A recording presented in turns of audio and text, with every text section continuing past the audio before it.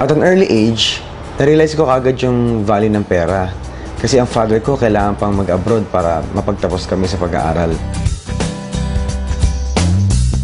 Akala ko, na nakatapos ka, papasa mo yung board exam, tapos na. Hindi pala. Pag nakatapos ka, tapos ka rin.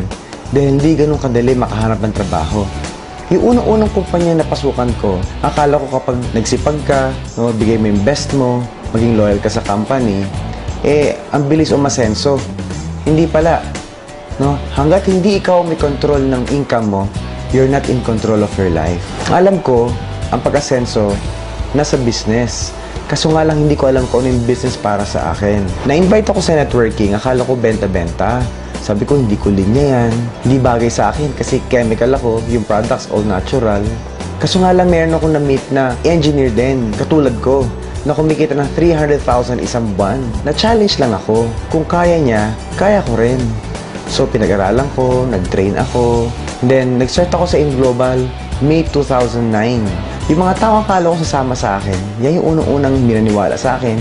Pinagtawanan ako, kinutsa ako, at sabi wala daw mangyayari sa akin dito. Pero dahil meron akong nakita sa InGlobal, sabi ko, itutuloy ko talaga to. Yung first check ko dito is 4,500. Naging 12,000, hanggang sa naging 60,000. Kapag sinunod mo yung sistema ng InGlobal, lalaki at lalaki ang grupo mo. Huwag ka lang talaga hihinto. I'm averaging around 100,000 pesos per week. And dahil sa InGlobal, nakapunta rin ako sa ibang bansa. Ilang beses na akong pabalig-balig sa Hong Kong. Nag-Asian cruise na rin ako. Pumunta kami sa Singapore, Malaysia, Thailand. Because of InGlobal, 2 beses po ako nakapunta ng Amerika. Ang una naming stop, Springville, Utah. Punta kami ng Olympic Village, nag-skiing kami, nag-snowboarding kami.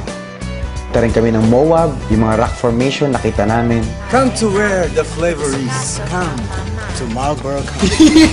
Then pumunta kami ng Las Vegas. Nag-helicopter ride kami. Punta rin kami ng California, sa Universal Studios, isang Anaheim Disneyland. And doon kami nagpakabata talaga. Nag-stay kami sa US for 2 weeks. Lahat po libre. All expenses paid by the company. May pocket money pa kami.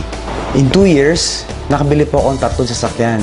Yung first car ko, Montero. Yung mga kaibigan ko, nung nagsimula ako dito, ay nila maniwala. Nulumbas yung Montero ko, hindi naman sila makapaniwala. Yung second car ko, Hyundai Tucson, pang coding. And wala pong isang buwan, after ko binili yung Tucson, binili ko po yung third car ko.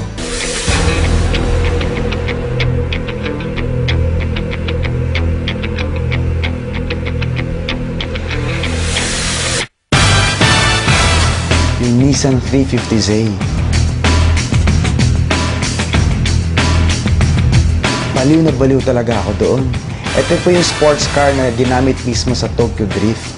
Kahit na hindi mo pangarap, kahit na pangarap ng kapitbahay mo, pag sineryoso mo, ibibigay ng InGlobal.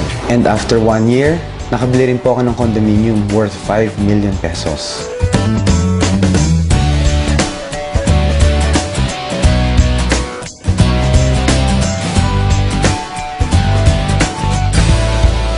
Ang fear ng iba, baka una-unahan at nahuli na sila.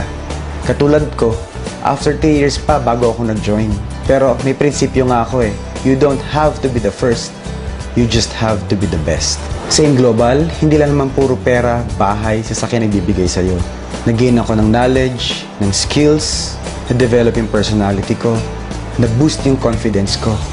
I was able to gain control of my time and my life. And most important, I was able to become a global ambassador of hope.